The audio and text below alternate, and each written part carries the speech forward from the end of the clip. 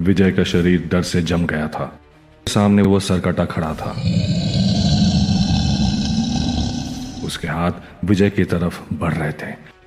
उसने अपने आप को संभालने की बहुत कोशिश की, लेकिन उसके पैरों में ज्यादा ताकत नहीं थी। उसने अपनी सांस रोकते हुए एक कदम पीछे किया, पर गुफा के जमीन पर इतने सूखे पत्ते थे कि बिना आवाज किए वो कहीं नहीं जा सकता था। सरकटा का एक हाथ धीरे धीरे अब उसके तरफ बढ़ रहा था। विजय के हाथ कांपने लगे और उसका फोन वहीं गिर गया। उसने पलटकर भागने की कोशिश की, लेकिन अब देर हो चुकी थी। सरकटा का एक हाथ उसके सिर पर था। उसने विजय के सिर को एक गेंद की तरह पकड़ लिया और अपने शरीर के पास खींचने लगा। सड़े हुए मांस की बदबू से विजय का दम घुट रहा था। उसने अपने आप को छुड़ाने की कोशिश की, लेकिन सरकटा की पकड़ बहुत मजबूत थी। उसने विजय के सिर को दोनों हाथों से पकड़ा और उसे ऊपर उठाना शुरू किया। उसके पैर अब हवा में लटक रहे थे। विजय के पूरे शरीर में दर्द हो रहा था। उसको लग रहा था कि सरकटे की उंगलियों के जोर से उसका सर फट जाएगा। सरकटे की उंगलियां विजय के सिर के इर्द गिर्द गड़ी हुई थी, जैसे वो उसका सर धड़ से अलग करना चाहता हो। विजय दर्द से कराह रहा था। सरकटे के कटे हुए गले से खून उछल उछल कर बाहर गिर रहा था। विजय का दम घुटने लगा। उसने अपनी पूरी ताकत जोड़कर एक जोर से लात मारी और सरकटा एक कदम पीछे हट गया। विजय जमीन पर गिर गया। ये मौका देखकर विजय ने गुफा से भागने की कोशिश की। हे गाइस, आज हम आपके लिए सरकटे के आतंक इस कहानी का दूसरा और अंतिम भाग लाए हैं। अगर कोई ये कहानी पहली बार सुन रहा है, पहला भाग जरूर सुने और उसी के बाद इस कहानी पे लौटे। सो अब बिना किसी देरी के आज की कहानी शुरू करते हैं। सुनते रहिए हर शुक्रवार रात 9 बजे स्पूक कास्ट अभी और मंजिला के साथ।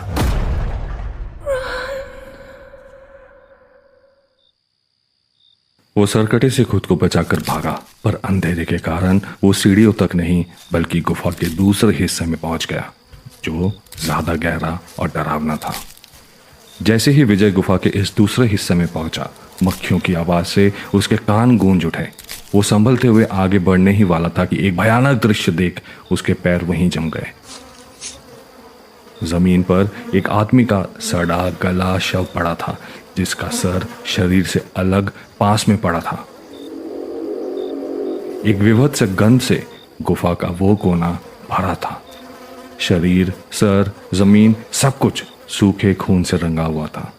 उस शरीर के फटे हुए कपड़े खून से लथपथ थे और उस कटे हुए सिर की आंखें, शायद उनको उन कीड़ों ने खा लिया था। विजय का दिल उस दृश्य को देखकर थम गया और उसे जोर से उल्टी आने लगी। उसने अपने मुंह को दबाया, लेकिन गुफा की अजीब सी हवा और उस शव से उठती हुई दुर्गंध उसके नाक में घर कर गई थी। विजय अपनी उल्टी को रोकने की कोशिश कर रहा था। जब वो भागने लगा, तभी उसके पांव के नीचे उसने कुछ महसूस किया। उसने नीचे देखा और वो हिल गया। जमीन पर हजारों इंसानी हड्डियां, शरीर के सड़े गले, अंग और उंगलियां बिखरी पड़ी थी। कुछ मालाएं जमीन पर थी, जिन्हें शायद सड़ी गली उन उंगलियों को धागों में पिरोकर बनाया गया था। वो कुछ कदम आगे बढ़ा ही था कि अचानक उसके पीठ पर जोर से कोई भारी चीज आकर टकराई। इससे उसका संतुलन बिगड़ गया और वो गिर गया। उसने देखा, बिना आंखों वाला कटा हुआ सर अब उसके पैरों के पास पड़ा था। विजय डर से पीछे मुड़ा। वो सर उसके शरीर पर सरकटे ने दे मारा था। वो अब उसके ठीक पीछे खड़ा था और उसके हाथ में एक इंसानी कटा हुआ हाथ था, जो उसने उठाकर विजय के शरीर पर दे मारा। उस कटे हुए हाथ से निकले हुए कीड़े विजय के शरीर पर चिपक गए। डर से विजय के गले से एक भयानक चित्कार निकली। विजय समझ चुका था उसे अपने आप को बचाना होगा, वरना वो सरकटा उसे भी वहीं काटकर देवी को अर्पण कर देगा। वो अपनी पूरी शक्ति जोड़कर खड़ा हुआ और इस बार उसने अपने हाथ से एक बड़ा सा पत्थर उठाया। उसने उस पत्थर को सरकटे पे फेंक मारा और सरकटा संतुलन बिगड़ने के कारण गिर गया। ये मौका देखकर विजय गुफा के मुहाने की तरफ भागने लगा, सरकटा भी उठकर उसके पीछे जाने लगा, लेकिन विजय ने अपनी सारी ताकत लगाकर गुफा के बाहर निकलने का रास्ता ढूंढ ही लिया। हर एक कदम के साथ उसकी सांसें तेज होती जा रही थी और उसका शरीर गंदगी और कीड़ों से भरा हुआ था। गुफा के मुहाने तक पहुंचते ही उसने अपनी सारी ताकत जोड़कर वो गुप्त दरवाजा खोला और वो बाहर आ गया। उसका शरीर अब भी कांप रहा था, लेकिन उसने अपनी जान बचा ली थी। उसने एक भारी पत्थर उठाया और उस गुप्त द्वार को बंद कर दिया। कुछ ही मिनटों में सरकटा दरवाजे के उस पार पहुंच गया और विभत्स से आवाज के साथ दरवाजा खोलने की कोशिश करने लगा। विजय खौफ से चुपचाप खड़ा ये सब देख रहा था, पर सरकटा दरवाजा नहीं खोल पाया। कुछ और भयानक चित्कारों के साथ धीरे धीरे वो उस गुफा के अंदर लौट गया। विजय जमीन पर बैठ गया। उसके शरीर में अब कोई ताकत नहीं बची थी। वो समझ चुका था कि उसका सामना एक बहुत ही काली और विकृत शक्ति के साथ हुआ है। सरकटा और देवी नरकिनी का श्राप अब भी उसके ऊपर था और असली खौफ से उसका सामना होना अब बाकी था।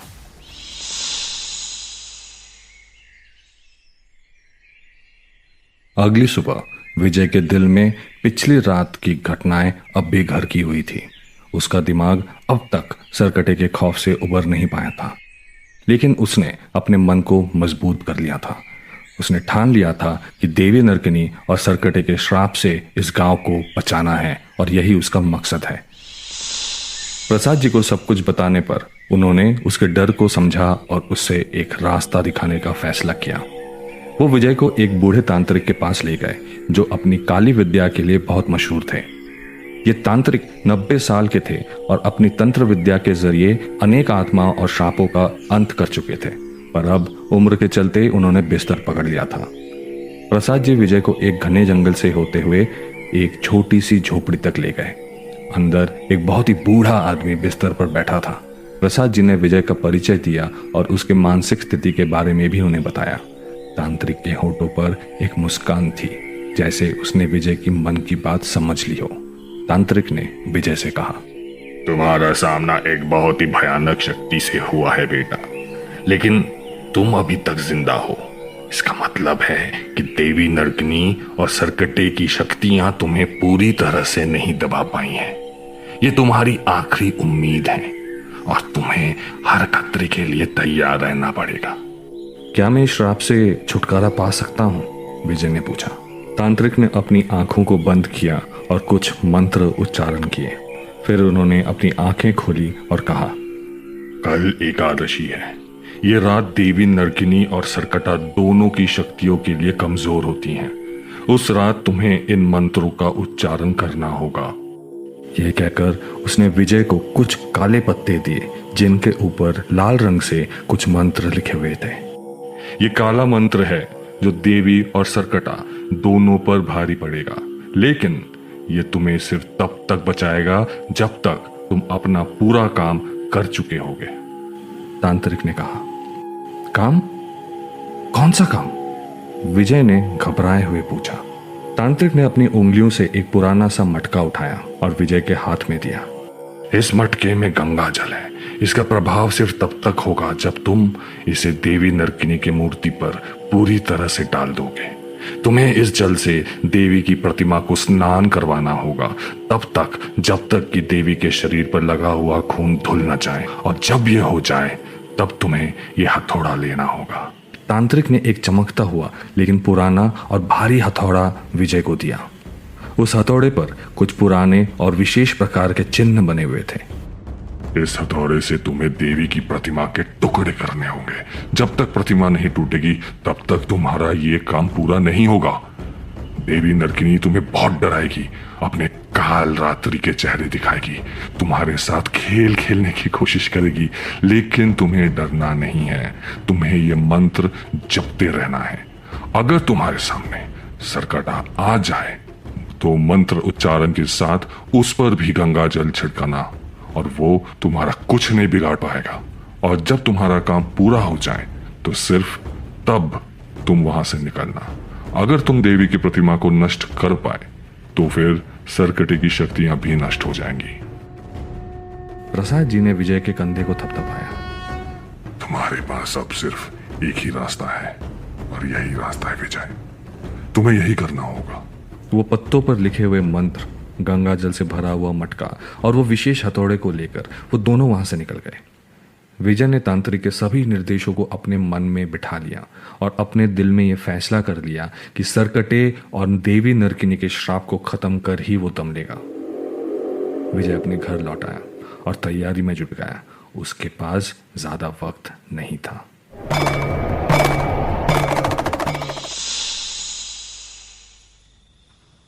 अगली रात जब पूर्णिमा की चांद की रोशनी से आकाश चमक उठा तो विजय के कानों में वही आवाज गूंजने लगी।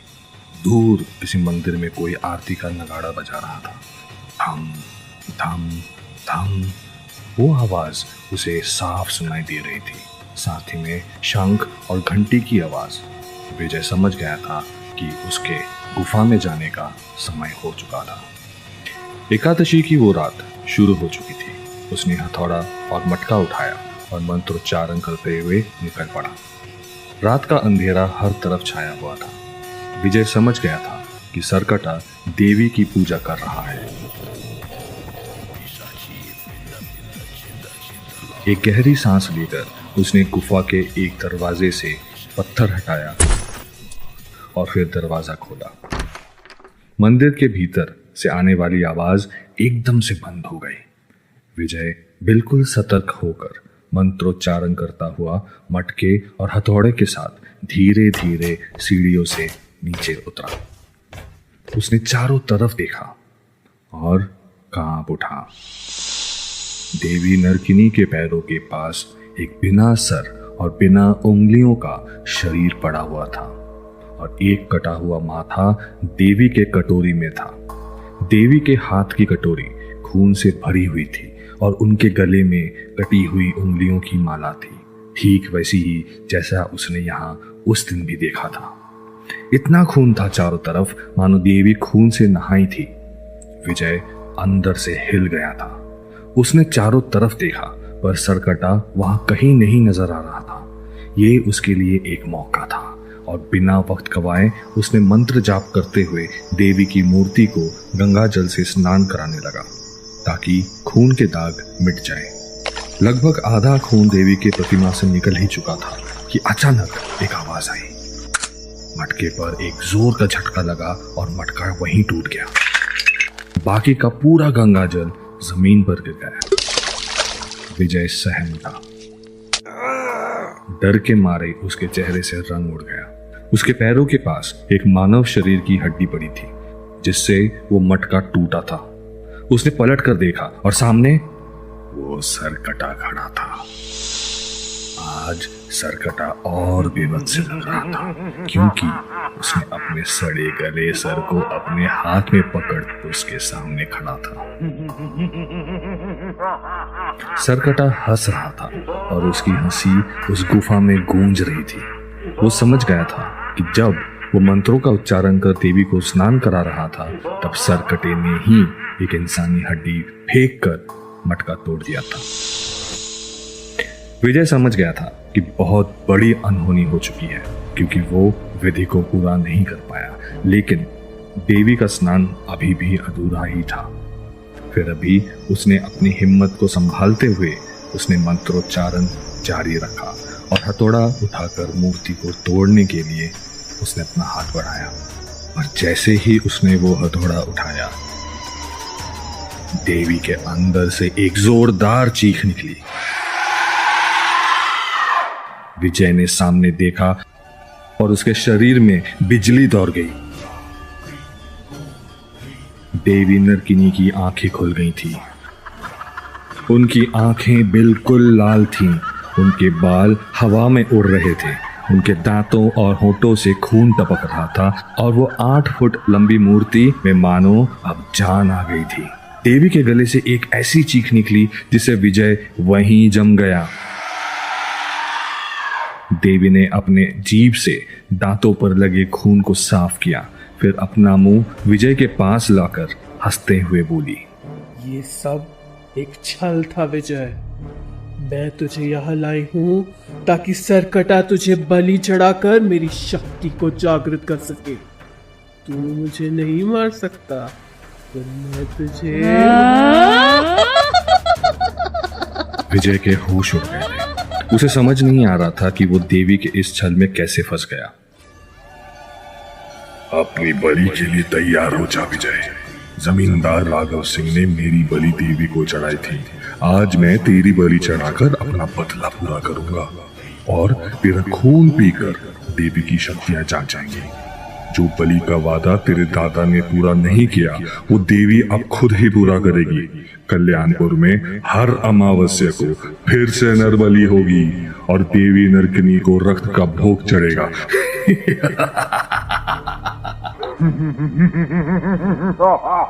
ये कहते हुए सरकटे ने विजय को पैरों से पकड़ा और देवी के पैरों के सामने फेंक दिया। विजय चीख रहा था। उसकी आवाज गुफा में चारों तरफ गूंज रही थी, लेकिन अब उसकी सहायता के लिए वहां कोई नहीं था। तेरे दादा ने मेरे साथ जो समझौता किया था वो उसे पूरा नहीं कर पाया। धन, दौलत, शोहरत, इन सब चीजों के बदले उसने मुझे क्या दिया? मुझे हर अमावस्या को रक्त चाहिए था मुझे। पर तेरे दादा ने मेरे सबसे बड़े भक्त इस तांत्रिक की बलि चढ़ा दी। इस छल का बदला मैंने मेरे भक्त को पुनः जीवित करके किया। सरकटा तो अपनी मौत का बदला तेरे दादा की बलि चढ़ाकर कब के ले चुका है। वो मेरा परम भक्त है। इसने मरने के बाद भी मुझे सैकड़ों बलियां चढ़ाई। अब तेरे दादा की गलती का प्रायश्चित तू करेगा विजय। तेरी बलि से मैं अपनी पूर्ण शक्ति में लौटूंगी और तेरे खून से मैं अपनी प्यास बुझाकर इस गांव के लोगों का भी रक्त ग्रहण करूंगी। सरकटा तेरा गला मुझे अर्पण करेगा, जैसे उसने तेरे दादा राघव सिंह और बाकी परिवार वालों का किया। आज तेरी बलि से मैं अपनी पूर्ण शक्ति जागृत कर लूंगी। तेरा खून मेरे लिए पूजा का प्रसाद है विजय, और ये सरकटा तांत्रिक इस प्रसाद की भेंट मुझे चढ़ाएगा। देवी ने एक भयंकर आवाज में विजय से कहा। इसके पहले कि वो खुद को संभाल पाता, देवी का खड़ग उठाकर सरकटे ने विजय का गला काटकर शरीर से अलग कर दिया।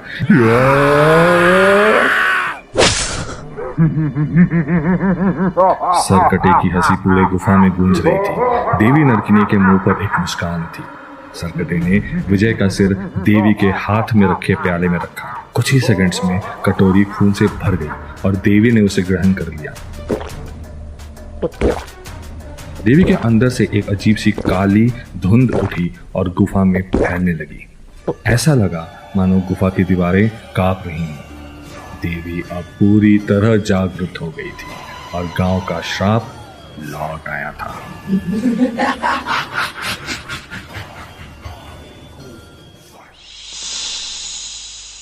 गांव के लोग अब हर अमावस्या को डर के साए में जीते हैं। हर अमावस्या की रात एक लड़की गांव के लोगों को छल से हवेली के अंदर बुलाती है और फिर उन्हें अपना बलि बनाती है और उनके खून का प्रसाद ग्रहण करती है। सरकटा का श्राप तो खत्म हो चुका है, लेकिन देवी नरकिनी का श्राप अब भी गांव पर है। उस हवेली में हर अमावस्या एक नई बलि दी जाती है और देवी नरकिनी की शक्ति दिन ब दिन और बढ़ती जा रही है। जो पुराना चक्र एक दिन थमा था वो अब फिर से शुरू हो गया था। आज का एपिसोड और सरकटे के आतंक की कहानी यहीं खत्म होती है। दोस्तों, हमें जरूर बताएं आपको आज की ये कहानी कैसी लगी। क्या सरकटा वापस आएगा? क्या देवी नरकिनी की शक्तियों से ये गांव कभी भी निकल पाएगा? ऐसे ही ओरिजिनल स्टोरी सुनने के लिए हमें सब्सक्राइब करें। अगले हफ्ते फिर मुलाकात होगी।